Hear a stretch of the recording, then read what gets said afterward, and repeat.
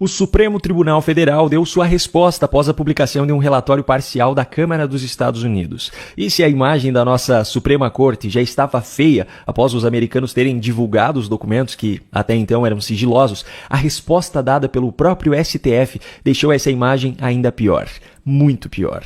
Segundo o Supremo, os documentos revelados no relatório norte-americano tratam-se de ofícios para o cumprimento das determinações do ministro Alexandre de Moraes, mas supostamente não foram publicados na íntegra, ao deixar de fora os motivos que levaram às decisões. Abro aspas. Todas as decisões tomadas pelo STF são fundamentadas, como prevê a Constituição, e as partes, as pessoas afetadas, têm acesso à fundamentação. Só fazendo esse esclarecimento, uma vez que tem gente acessando o relatório que não tem muita familiaridade com o funcionamento do tribunal. Fecho aspas, diz o STF. Será que isso é verdade? Primeiro que no relatório publicado, de fato, não há fundamentação junto aos documentos das decisões. Se essas fundamentações existem mesmo, elas estão escondidas ainda em algum lugar misterioso. Segundo e principal ponto, na declaração é dito que as pessoas afetadas têm acesso à fundamentação. Francamente, não é possível que, mesmo depois de todos os casos que nós vimos de pessoas censuradas por decisões que ninguém teve acesso, nem mesmo seus advogados, ainda haja alguma perspectiva de que o povo brasileiro vá acreditar nessa afirmação. Bom, eu vou fazer melhor do que isso. Eu vou trazer aqui um exemplo específico e na prática. Dentre os principais nomes citados, ainda no início do relatório da Câmara dos Estados Unidos, por serem de pessoas conhecidas publicamente aqui no Brasil, está o de Marcelo Rocha Monteiro, que é procurador de Justiça do Ministério Público do Rio de Janeiro e professor de Direito na UERJ. O nome dele está na página 7, ao lado do de Ludmila Lins Grilo, ex-juíza. Os dois foram citados como os principais nomes do meio jurídico que foram censurados. E na página 131 está a decisão proferida pelo ministro Alexandre de Moraes, enviada ao Twitter, determinando que a plataforma bloqueasse a conta do procurador nessa rede social em um prazo de 2 horas, sob pena de multa diária de R$100 mil. E é só isso. É só o que tem nessa página, não há nenhum outro documento a respeito desse caso.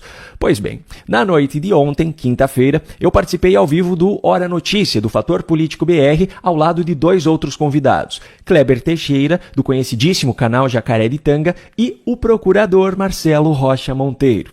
Quando nós falamos sobre esse assunto, ele relatou que só foi ficar sabendo que o nome dele estava nessa lista ontem à noite através desse relatório da Câmara dos Estados Unidos.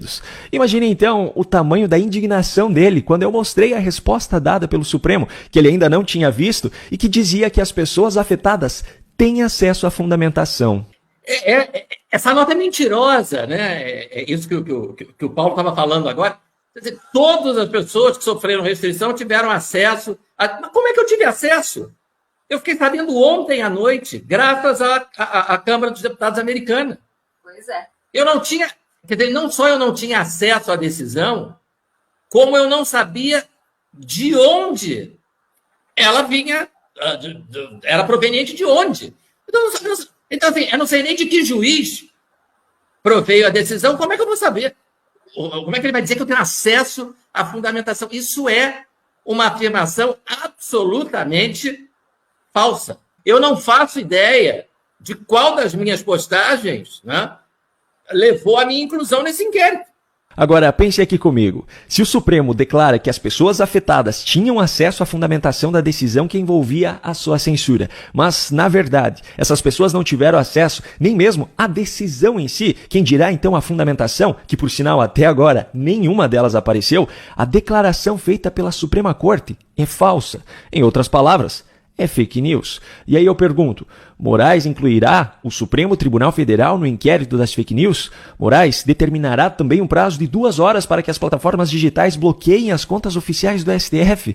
Mais do que nunca, o povo brasileiro exige essas respostas.